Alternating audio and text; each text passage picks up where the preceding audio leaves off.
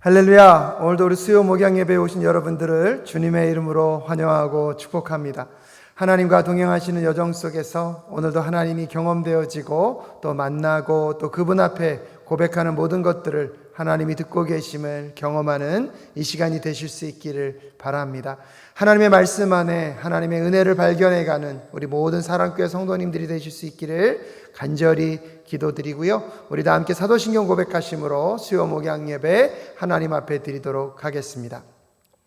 전능하사 천지를 만드신 하나님 아버지를 내가 믿사오며 그 외아들 우리 주 예수 그리스도를 믿사오니 이는 성령으로 잉태하사 동정녀 마리아에게 낳으시고 본디오 빌라도에게 고난을 받으사 십자가에 못 박혀 죽으시고 장사한 지 사흘 만에 죽은 자 가운데서 다시 살아나시며 하늘에 오르사 전능하신 하나님 우편에 앉아 계시다가 저리로서 산자와 죽은 자를 심판하러 오시리라.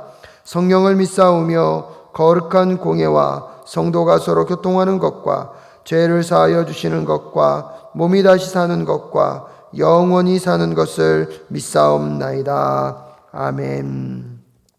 우리 시간 다 함께 찬송가 528장, 통합 찬송가는 318장입니다. 예수가 우리를 부르는 소리 함께 찬양하겠습니다.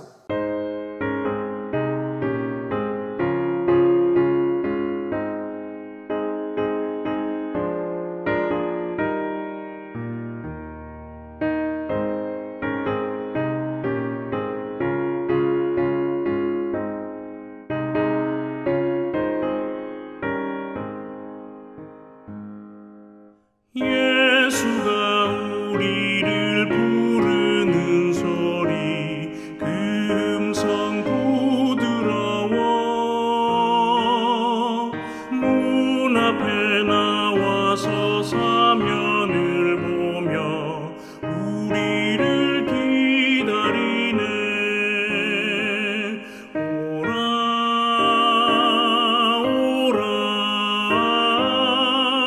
방황치 말고 오라. 죄 있는 자들아 이리로 오라.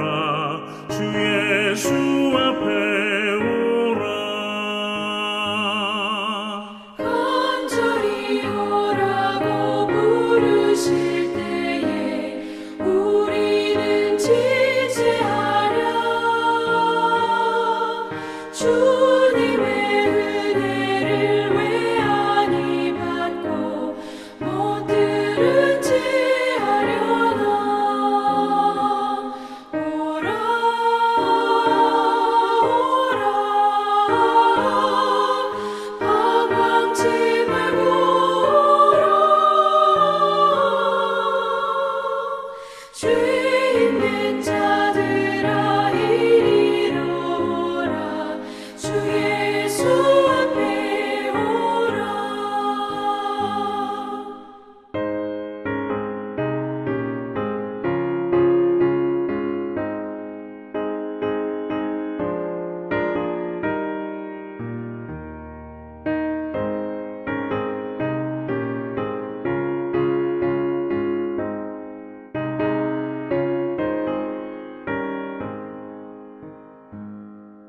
세월이 사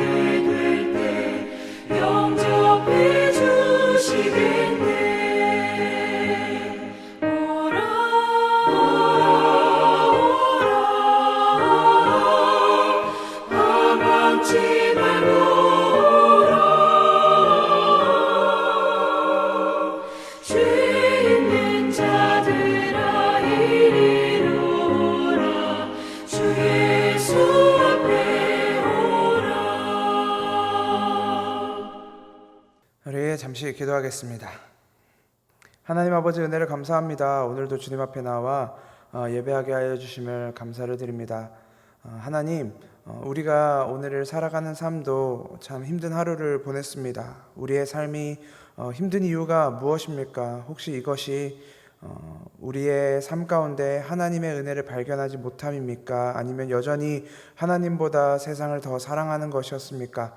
하나님 아버지, 우리의 심령을 오늘 이 자리 가운데, 예배 가운데, 말씀 가운데 새롭게 하여 주시고 오직 주님의 은혜를 쫓아 살아갈 수 있는 주님의 자녀들 될 수 있도록 인도하여 주옵소서.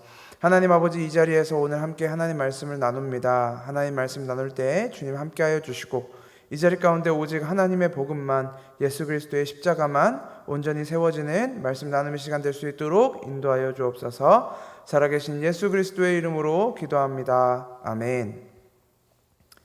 오늘 우리가 함께 나눌 말씀은 누가복음 4장 16절부터 27절까지의 말씀입니다. 누가복음 4장 16절부터 27절까지의 말씀, 저와 여러분이 한 절씩 번갈아 가면서 교독해서 읽겠습니다. 누가복음 4장 16절부터 27절까지 말씀 제가 먼저 읽겠습니다. 예수께서는 자기가 자라나신 나사렛에 오셔서 늘 하시던 대로 안식일에 회당에 들어가셨다. 그는 성경을 읽으려고 일어서서 예언자 이사야의 두루마리를 건네받아서 그것을 펴시어 이런 말씀이 있는 데를 찾으셨다. 주님의 영이 내게 내리셨다. 주님께서 내게 기름을 부으셔서 가난한 사람에게 기쁜 소식을 전하게 하셨다. 주님께서 나를 보내셔서 포로된 사람들에게 해방을 선포하고 눈먼 사람들에게는 눈뜸을 선포하고 억눌린 사람들을 풀어주고 주님의 은혜의 해를 선포하게 하셨다. 예수께서 두루마리를 말아서 시중 드는 사람에게 되돌려 주시고 앉으셨다. 회당에 있는 모든 사람의 눈은 예수께로 쏠렸다. 예수께서 그들에게 말씀하셨다. 이 성경 말씀이 너희가 듣는 가운데서 오늘 이루어졌다. 사람들은 모두 감탄하고 그의 입에서 나오는 그 은혜로운 말씀에 놀라서 이 사람은 요셉의 아들이 아닌가 하고 말하였다. 그래서 예수께서 그들에게 말씀하셨다. 너희는 틀림없이 의사야, 내 병이나 고쳐라 하는 속담을 내게다 끌어대면서 우리가 들은 대로 당신이 가버나움에서 했다는 모든 일을 여기 당신의 고향에서도 해보시오 하고 말하려고 한다.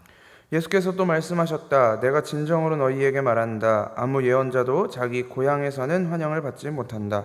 내가 진정으로 너희에게 말한다. 엘리야 시대에 3년 6개월 동안 하늘이 닫혀서 온 땅에 기근이 심했을 때에 이스라엘에 과부들이 많이 있었지만 하나님이 엘리야를 그 많은 과부 가운데서 다른 아무에게도 보내지 않으시고 오직 시돈에 있는 사렙다 마을의 한 과부에게만 보내셨다. 같이 읽겠습니다. 또 예언자 엘리사 시대에 이스라엘에 나병 환자가 많이 있었지만 그들 가운데서 아무도 고침을 받지 못하고 오직 시리아 사람 나아만만이 고침을 받았다. 아멘. 우리나라 속담에 3살 버릇 80까지 간다라는 말이 있습니다. 그 의미는 따로 해석을 하거나 설명하지 않더라도 문장 자체에서 무슨 말을 하고 있는지 너무나 완벽하게 담고 있습니다. 그것은 바로 어렸을 때 들였던 버릇은 나이가 들어도 쉽게 바뀌지 않는다라는 이야기입니다. 그러다 보니 어렸을 때부터 부모님들은 자식들에게 좋은 습관 또는 버릇을 들이기 위해 애를 많이 쓰십니다. 예를 들면 방 청소하는 습관이라든지 제때 일어나고 제때 일어나는 습관이라든지 공부하는 습관, 식사를 거르지 않는 습관, 이런 것들이죠. 이제 이런 습관들이 반복되다 보면 무의식 중에도 이때 되면 해야 되고 이때 되면 하게 되는 그런 버릇처럼 내 삶에 고스란히 자리를 잡게 됩니다. 기독교 집안의 경우에는 여기서 몇 가지가 더 추가되죠. 안타까운 것은 바뀌는 게 아니라 추가가 됩니다. 식사 전에 기도를 하는 습관, 잠자기 전에 말씀 한 장을 더 읽는 습관, 주일 아침에는 일찍 일어나 교회를 가는 습관 같이 이런 것들이 몇 가지가 더 추가가 됩니다. 저도 어려서부터 이런 습관들이 잘 들어 있었습니다. 저희 아버지가 목회를 하셨다 보니 어쩌면 이 외부로 보여지게 되는 습관들에 대해서는 더 버릇을 잘 들여놨다라고 하는 표현이 맞을지도 모르겠습니다. 이런 습관들이 몸에 잘 배어지게 되면 좋은 점들이 있습니다. 그것은 내가 굳이 의식하지 않아도 내가 이걸 해야 되겠다 인식하지 않아도 자연스럽게 기도하게 되고 말씀을 가까이 하게 되고 교회 가는 일이나 예배에 참여하는 일을 어렵지 않게 흔히 말하는 기독교 생활의 기본이라고 할 수 있는 것들에 대해서 자연스럽게 하게 된다는 것입니다. 이걸 왜 해야 하지? 이거 하고 싶지 않아 라는 생각조차 안 들게 되는 것이죠. 워낙 당연한 일들이니까. 워낙 습관처럼 버릇처럼 무의식 중에도 주일날 11시에 눈이 떠진다면 교회로 향하게 되는 것이 바로 습관과 버릇이 가진 장점이라고 할 수 있습니다. 그러나 이런 장점들 이면에는 또 치명적인 단점도 존재합니다. 워낙 습관처럼 그리고 버릇이 잘 들여져 있는 탓에 내가 하는 일, 내가 하는 행동들에 대한 본질적인 고민을 하지 않게 된다는 거죠. 내가 왜 기도를 하는지, 내가 왜 말씀을 읽는지, 무엇을 위해 교회에 가는지 생각하지 않게 된다는 겁니다. 말씀을 읽기는 읽는데 그저 눈으로 훑고 지나갈 뿐이고 이 말씀이 무슨 이야기를 하고 있는지는 전혀 관심이 없습니다. 앞에서 목사님이 설교를 하시는데 무슨 이야기가 내 귀에 들리지만 그것이 하나님의 말씀으로 들리지 않게 되거나 혹은 이 말씀이 나와 무슨 상관이 있는지 관심을 가지지 않게 된다는 겁니다. 그저 버릇처럼 습관처럼 하게 되는 것에, 이것을 하는 것에 오히려 초점이 더 갖춰지게 된다는 것이죠. 물론 모든 사람이 그렇다는 것은 아닙니다. 습관처럼 기도를 하고 버릇처럼 말씀을 읽는다고 해도 정말 기도할 때마다 기도 한마디 한마디에 마음을 담아, 그리고 말씀 한 구절 한 구절 읽을 때마다 말씀을 사모하는 마음으로, 하나님의 말씀을 받는 마음으로 이것들을 하시는 성도님들도 많이 보았습니다. 그런 습관들을 통해서 믿음의 한 걸음 한 걸음 더 나아가는 친구들도 보았습니다. 그러나 습관을 따라 또는 버릇을 따라 무언가를 한다는 것에 굉장히 많은 장점이 있는 만큼 그 이면에는 또 단점도 존재한다는 것을 우리가 인식하고 있을 필요는 있는 것 같습니다.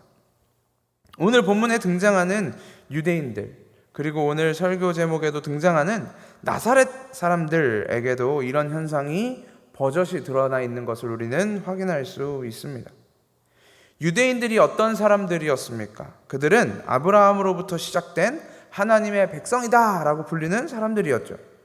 그들은 그저 아버지의 혈통에 따라 그 아버지의 아버지, 그러니까 할아버지죠. 할아버지의 혈통을 따라서 유대인으로 태어났고, 유대인으로 태어났다 보니 너는 하나님의 백성이야 라는 이름으로 불렸던 사람들입니다. 유대인으로 태어났다는 것은 그들에게 하나님의 말씀이 주어졌다라는 것이고 하나님의 약속이 자동적으로 체결되었다라는 의미였습니다. 또한 그렇기 때문에 그들에게 어떤 의무가 주어졌는데 바로 율법입니다.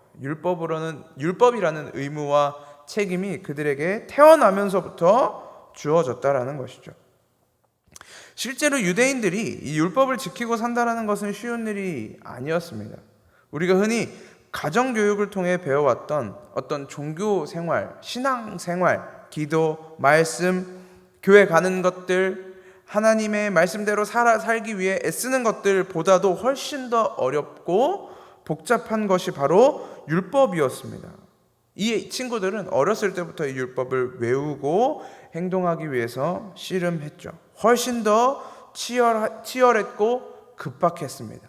왜? 율법을 어기면 하나님과의 이 언약 체결에서 떨어진다라고 믿었기 때문에. 그런데 문제가 거기서 발생합니다. 그들이 그렇게 치열하게 율법을 지키고 살면서도 자신이 유대인으로 태어났다라는 것, 내가 율법을 지켜야 하는 의무를 가진 하나님의 백성으로 태어났다는 것이 자신들에게만 있는 권리이자 특권이라고 생각했던 것이죠. 오늘 예수님은 나사렛에 오셔서 하시던 대로 안식일에 회당에 들어가 말씀을 나누시는 장면을 우리가 본문에서 살펴보았습니다. 거기서 한 성경을 읽으십니다. 예수님이 이 구절을 나에게 다오라고 부탁하신 것이 아니라 어떤 사람이 와서 이사야의 두루마리를 그저 건네주었습니다. 그리고 이사야의 두루마리에 적혀있는 이 자신을 향한 언약의 메시지를 읽어나가시기 시작합니다. 우리가 이 본문을 이제 우리가 나누기에 앞서서 한 가지 분명히 알아야 되는 것은 뭐냐면, 유대인들이 구약 성경에 대해서 갖고 있는 지식 수준이 얼마나 뛰어났냐 하는 것입니다. 우리도 교회에서 주일학교를 보낸 친구들은 성경 지식이 어마어마합니다. 무슨 이야기를 하면 그거 어디에 등장하는 이야기예요, 저 그거 들어봤어요, 그 이야기의 결론이 이렇게 끝나요 라는 일반적인 정보와 지식들이 주일학교부터 다닌 친구들은 굉장히 뛰어납니다. 지식이 해박합니다. 그런데 이때 당시 이 율법 학자들과 유대인들의 지식 수준은 그것을 훨씬 뛰어넘습니다. 어떤 본문을 읽었을 때, 이때 당시엔 장절이 구분되어 있지 않았기 때문에 예수님이 어떤 말씀을 읽으셨을 때 이 이야기는 어떤 성경에 있는 것이며 어디에 등장하는 것이며 어떤 맥락과 어떤 상황과 어떤 환경 속에서 주어진 것인지, 그리고 이 말씀이 무엇을 의미하는지 알고 있었다라는 겁니다. 훨씬 더 높은 성경적 지식 수준을 가지고 있었던 것이죠. 그래서 오늘 예수님이 읽으신 오늘 본문 18절과 19절의 말씀이 이사야 61장 1절에서 2절에 있는 말씀인데, 이것이 무슨 약속이었으며 누구를 향한 약속이었고 그리고 누구를 위한 말씀이었는지도 이때 당시 유대인들은 알고 있었다라는 것입니다. 오늘 우리도 함께 읽었지만, 주님의 영이 내게 내리셨다, 주님께서 내게 기름을 부으셔서 가난한 사람에게 기쁜 소식을 전하게 하셨다, 주님께서 나를 보내셔서 포로된 사람들에게 해방을 선포하고 눈먼 사람들에게 눈뜸을 선포하고 억눌린 사람들을 풀어주고 주님의 은혜의 해를 선포하게 하셨다라는 이 의미는 단순한 복음 선포의 이야기를 넘어서 하나님이 보내실 메시아, 백성을 구원할 구세주에 대한 약속이었다라는 것을 그들은 이 구절이 들려지는 순간 알았다라는 것입니다. 물론 이들이 이 말씀을, 이사야의 예언을 문자적으로만 받아들이고 믿었기 때문에 조금 그 의미가 다를 수는 있었겠죠. 어떤 구원과 복음을 통한 구원보다는 다윗과 같은, 솔로몬과 같은 자신의 나라를 해방하고 구원할 메시아로 생각했을지도 모릅니다. 아무튼 이 본문이, 오늘 예수님이 읽으신 본문이 자기들을 구원할 메시아에 대한 약속이었다라는 것을 이들은 알고 있었다라는 것입니다. 그런데 예수님이 이 본문을 읽고 나서 뭐라고 이야기하십니까? 이 성경 말씀이 너희가 듣는 가운데서 오늘 이루어졌다라고 이야기하십니다. 지금 이 자리에서 이 약속이 성취되었다라는 것을 예수님은 이야기하셨다라는 것입니다. 여기서부터 우리는 상상력을 조금 동원할 필요가 있어 보입니다. 어쩌면 우리 사랑교회 같은 경우에 이 상황에 더 몰입이 될 수도 있는 게, 우리 교회가 이제 38주년, 창립한 지 38주년이 됐다 보니 여기서 태어나서 지금까지 자랐다면 38세 정도 됐지 않았겠습니까? 그래서 지금 예수님이 이 말씀을 전하실 당시의 나이가 30에서 33살 사이라고 봤을 때, 우리 교회 청년 중에 30에서 33살 사이에 있는 어떤 남자 청년이, 어떤 형제 청년이 여러분들 앞에 서서 주일날 갑자기 하나님의 말씀을, 성경 말씀을 막 읽어주기 시작했는데 그게 구원에 대한 메시지였습니다. 약속이었습니다. 언약이었습니다. 근데 그 말씀을 다 읽고 나서 그 청년이 그렇게 이야기합니다. 너희 가운데 오늘 이 약속이 지금 이 순간 이 자리에서 이루어졌다 라고 했다고 한번 상상을 해보시면 어떻습니까? 성도님들은 그 말씀을 믿고, 그렇구나, 오늘 이루어졌구나, 지금 이 자리에서 이루어졌구나, 지금 이 말씀을 전하는 저 형제가 이 약속을 성취하는구나 라고 과연 믿으실 수 있었겠습니까? 불가능했다라는 거죠. 더군다나 그들이 생각하고 있던 메시아는 어떤 사람이었습니까?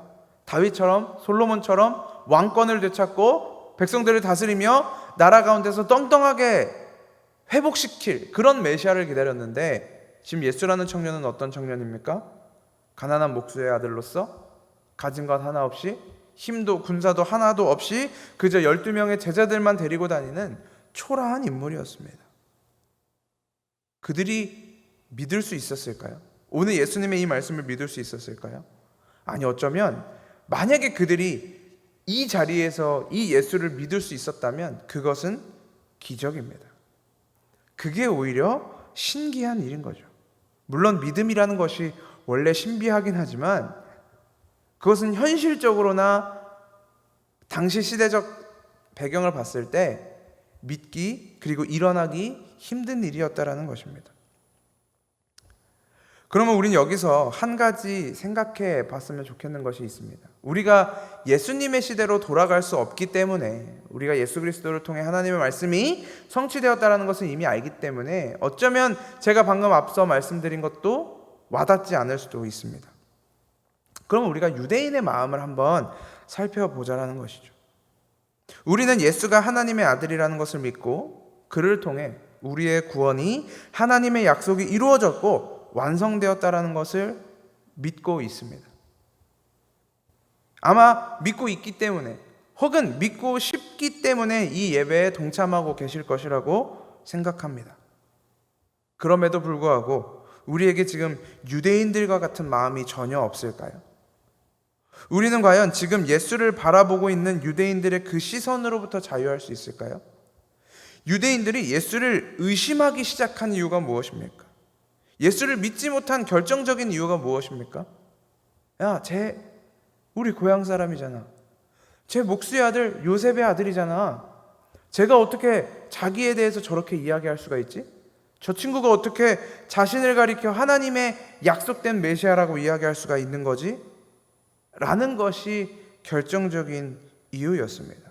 이 예수가 지금 자신을 메시아라고 구원자라고 이야기하고 있는 그 예수가 바로 자신들이 어려서부터 봐왔던 그 인물이기 때문에 그렇습니다. 만약에 예수님이 자신의 고향이 아닌 먼 나라에서 이 이야기를 했었다면, 만약에 이 이야기를 듣는 자들이 예수에 대해서 전혀 모르는, 예수라는 인물이 새롭고 신선했으며 그리고 어떤 역사를 가지고 있는 인물이라는 걸 몰랐다면, 전혀 새로운 인물이었다면 이 메시지를 그냥 헛소리처럼 듣고 지나가지는 않았을 것이라는 것입니다. 헛소리 같은데 한 번 더 들어보고, 헛소리 같지만, 이상한 이야기 같지만 한 번 더 생각해 보았을 것입니다. 그런데 당시 유대인들, 특히 예수님의 고향 땅에 살고 있던 백성들에게는 그렇지 못했다라는 것이죠.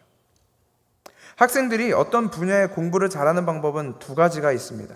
하나는 그 과목을 진짜 좋아하든지, 아니면 그 과목을 가르치는 선생님을 좋아하든지, 둘 중에 하나입니다.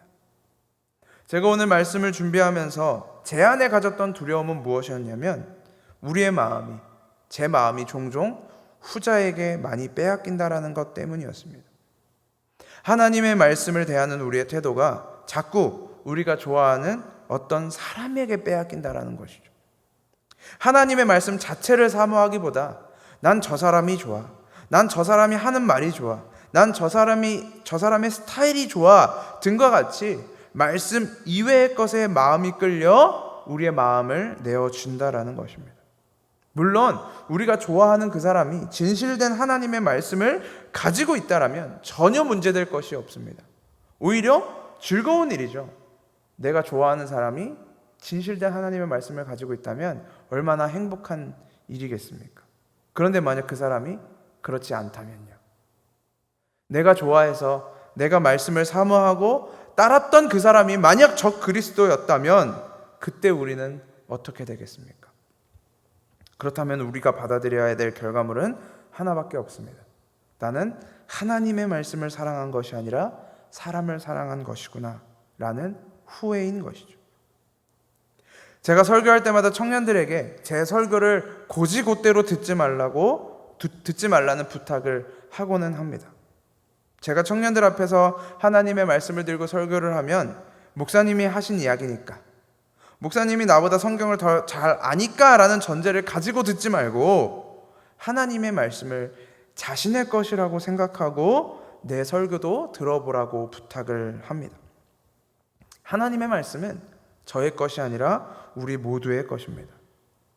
이 사람은 좋은 사람이니까, 내가 이 사람을 좋아하니까 이 사람이 하는 설교는 모두 아멘이 되고, 저 사람은 별로 좋아하지 않으니까, 저 사람은 내 마음에 들지 않으니까 저 사람이 하는 설교는 모두 노멘이 되는 일이 우리 안에서 거부되어야 하는 것입니다. 내가 좋아하는 사람이 전하는 하나님의 말씀이 만약에 성경에서 벗어난 것이라면 우리 안에서는 그것을 수정해야 합니다. 내가 싫어하는 사람이 전한 말씀에 하나님의 생명이 있다면 내가 비록 그 사람은 별로 선호하지 않지만, 우리 마음에 다 좋아하는 사람, 싫어하는 사람이 있지 않습니까? 그 사람을 좋아하지는 않지만 그 사람의 입술에서 나오는 하나님의 말씀을, 그 생명을 따라 순종해야 한다는 것입니다. 예수가 고향 사람인지 아닌지는 중요하지 않습니다. 이 사람이 어렸을 때 어떤 삶을 살았고, 이 사람이 누구의 아들이며 누구의 손에서 어떻게 자랐는지를 아는 것이 중요해서는 안 됩니다. 다만 그의 입에서 무슨 이야기가 나오는가, 그 예수 그리스도의 입에서 메시아에 대한, 구원에 대한 하나님의 생명의 말씀이 나왔다면 고향 사람들도 그것에 듣고 순종해야 했던 것입니다. 그 환경과 상황을 우리도 뛰어넘어야 하는 것입니다. 우리 안에 하나님이 주신, 각자 주신 그 성령 하나님을 따라서 우리는 말씀 안에서, 약속 안에서, 그리고 믿음 안에서 하나님의 말씀을 들으며 순종하며 우리의 신앙이 세워져 나가야 한다는 것입니다. 제가 청년들한테 이 이야기를 하면서 또 하나 부탁하는 것이 있습니다. 만약에 우리가 이것을 하려면 앞에 제가 전한 설교를 자기도 묵상하고 자기도 들으면서 이것을 분별해서 들으려면 어떻게 해야 될까요? 청년들이 어떻게 해야 될까요? 말씀을 더 공부해야 된다는 것이죠. 그만큼 말씀을 더 잘 알아야 한다는 것이죠. 성경의 이야기는 성경 안에서 하는 것이지 내가 생각하는 대로, 내 입맛대로, 내 생각과 뜻에 맞는 대로 이해해서는 안 된다라는 것을 반복해서 이야기합니다. 그렇기 때문에 신앙생활이 참 어렵기도 하죠. 해야 될 것은 너무 많고 배워야 할 것도 너무 많습니다. 그런데 실제로 할 시간은 많이 부족하죠. 그럼에도 저와 여러분이 다른 건 모르겠지만 하나님의 말씀을 듣는 일에, 그리고 하나님의 말씀을 읽는 일에, 하나님의 말씀을 연구하는 일에만큼은 게으르지 않고 부지런할 수 있기를 바래 봅니다. 오늘 본문의 말씀을 좀 더 이어나가다 보면 우리가 지금껏 알고 있던 내용과는 조금 다르게 전개되는 것을 한 가지 확인할 수 있습니다. 성도님들은 아닐 수도 있겠지만 저는 예전에 이 선지자는 고향에서 환영을 받지 못한다라는 것은 선지자의 고향 사람들은 오히려 그곳에서 복음을 전하지 못하고 사람들에게 외면을 당한다는 의미로만 받아들였습니다. 선지자가 고향에 가서 말씀을 전했더니 저건 못 듣겠다, 쟤는 안 되겠다, 야 쟤가 뭔데 우리한테 말씀을 가르치냐라는 배척당하는 일로만 저는 생각하고 있었습니다. 그리고 실제로 다른 복음서에서는 그렇게 기록되어 있습니다. 마태복음 13장 57절 그리고 마가복음 6장 4절에서는 예수님이 실제로 고향에 가서 하나님의 말씀을 가르치셨는데 사람들이 그를 배척했다라고 이야기하고 있습니다. 그런데 오늘 누가복음에서는 그 맥락이 조금 다르다는 것이죠. 고향 사람들이 예수를 배척한 것이 아니라 오히려 예수님이 먼저 고향에 가기를 거부하십니다. 그런데 그 이유를 예수님은 이렇게 이야기하십니다. 오늘 우리가 읽은 본문 23절입니다. 그래서 예수께서 그들에게 말씀하셨다. 너희는 틀림없이 의사야, 네 병이나 고쳐라 하는 속담을 내게다 끌어대면서 우리가 들은 대로 당신이 가버나움에서 했다는 모든 일을 여기 당신의 고향에서도 해보시오 라고 말하려고 한다라고 하죠. 그러면서 그 다음 절 24절에 아무 예언자도 자기 고향에서는 환영을 받지 못한다 라면서 이야기를 맺으십니다. 이 대화 속에는 예수를 향한 이 고향 사람들의 불신의 내용이 담겨 있습니다. 비꼬는 것이죠. 의사야, 네 병이나 고쳐 라고 얘기하면서 이제 고향 사람들에게 야, 딴 데서 하지 말고 고향에서나 해 라는 어떤 그런 무시와 불신이 담겨 있는 이야기이기도 하지만 거기서 끝날 것이 아니라 예수의 복음과 구원하심이 유대인에게뿐만 아니라 그 고향에뿐만 아니라 도리어 이방인들에게 향하고 있다라는 것을 드러내는 대화이기도 합니다. 그 이유는 뭐냐면 예수님이 이 이야기를 하신 이후에 인용하는 구약 성경에 등장하는 두 선지자 때문입니다. 예언자는 고향에서 환영받지 못한다라는 이야기를 하면서 두 선지자의 이야기를 끌고 나오는데 그것이 바로 엘리야와 사렙다 과부의 이야기, 그리고 엘리사와 나아만 장군의 이야기입니다. 이 이야기를 아마 성도분들도 잘 아실 것입니다. 이 이야기가 등장하는 배경 속에서 이 두 선지자가 유대인들에 의해 쫓겨나는 것도 아닙니다. 우린 너 필요 없으니 딴 데로 가라, 배척당해서 이곳으로 도망간 것도 아닙니다. 최소한 이 두 이야기에 있어서만큼은 말이죠.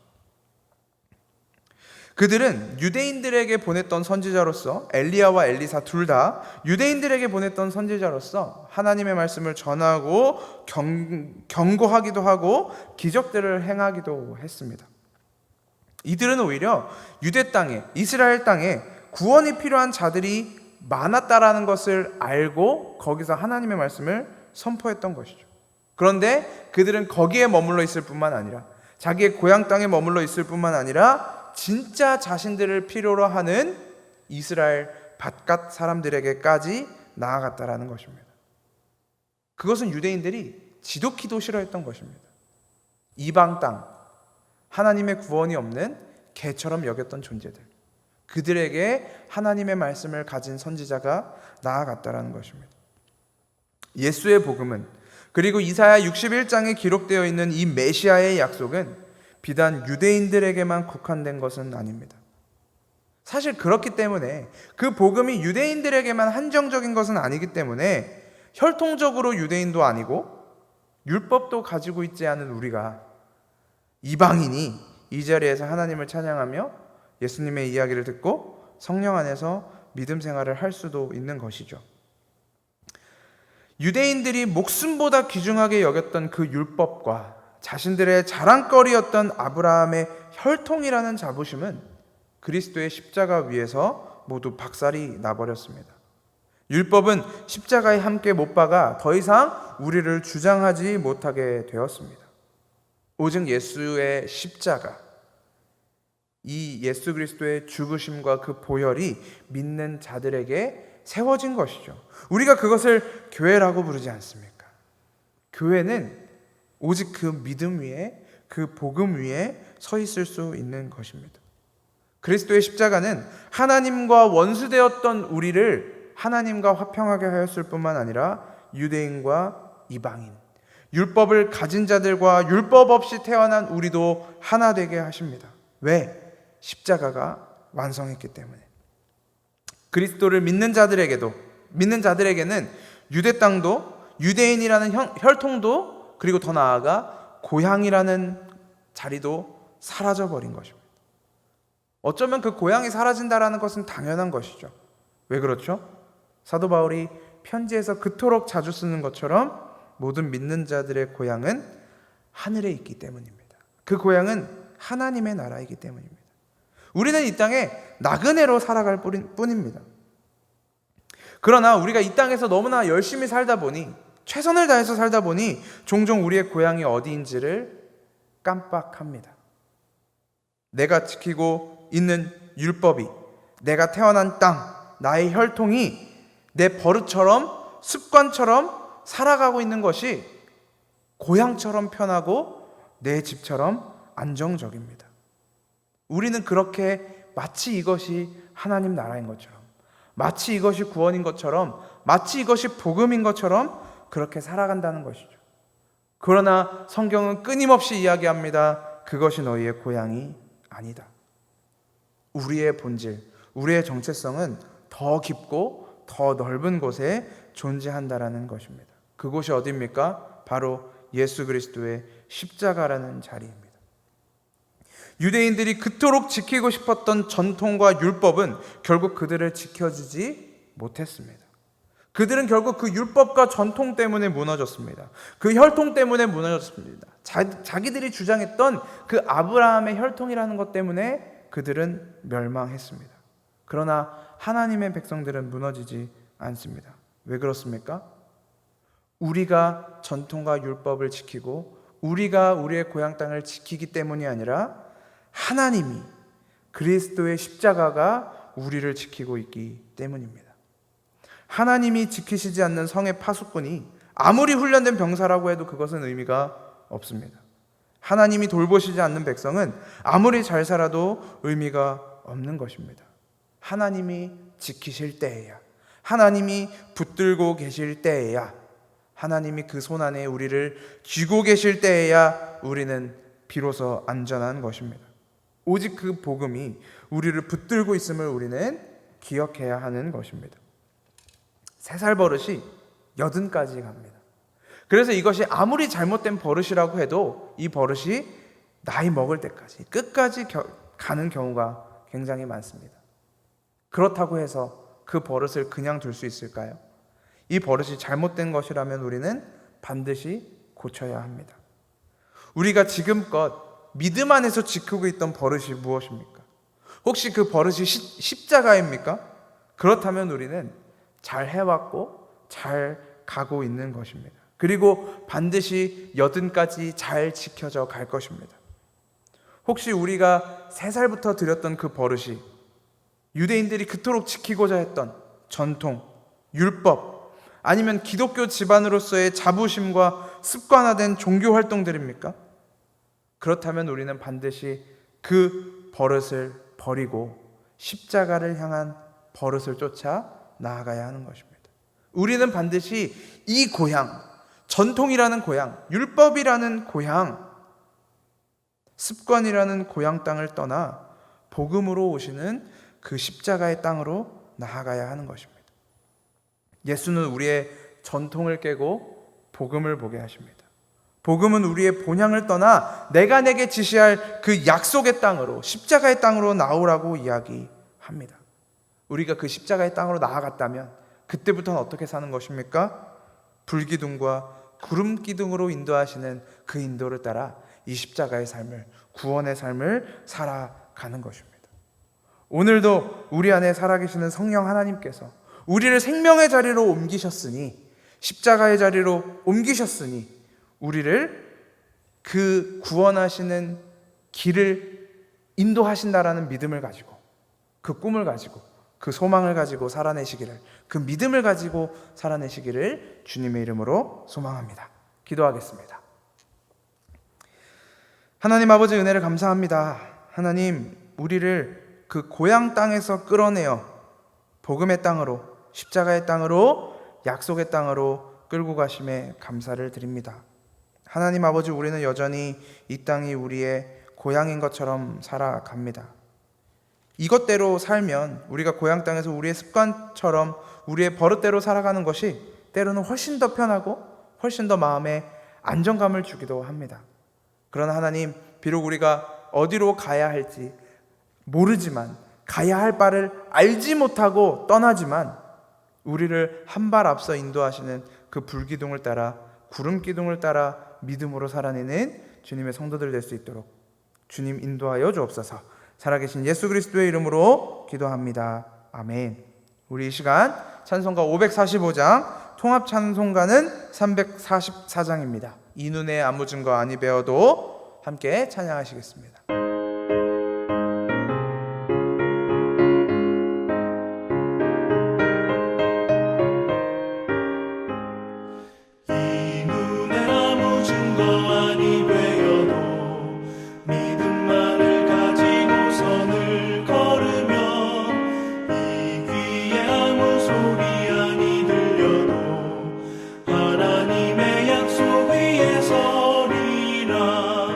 걸어가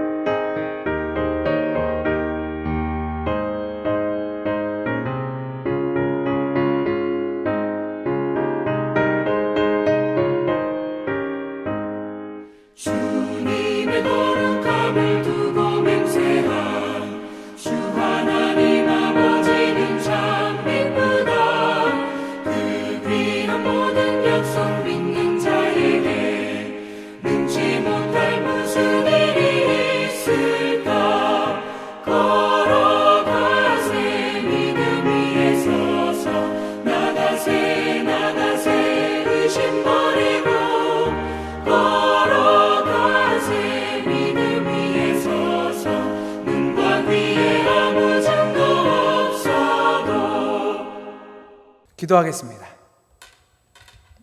하나님 아버지, 은혜를 감사합니다. 오늘도 주님의 말씀 앞에 함께 서게 하시고 함께 말씀을 나누게 하시며 함께 주님이 세우신 그 십자가를, 그 복음을 바라보게 하심을 감사합니다.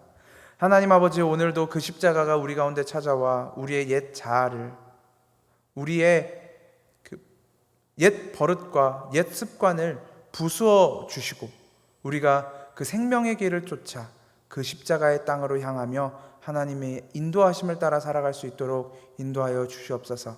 하나님 아버지, 우리가 우리의 길을 찾아 우리가 개척자가 되어 내 길을 찾아가려고 그 발걸음을 돌릴 때마다 그 지팡이와 막대기로 다시금 그 길을 세워주시고 다시금 그 길로 인도하여 주시며 마지막 날까지 목자 되신 하나님을 쫓아, 목자 되신 그리스도를 쫓아 그 땅으로 향하여 나아가는 우리가 될 수 있도록 붙드시고 인도하여 주옵소서. 살아계신 예수 그리스도의 이름으로 기도합니다. 아멘.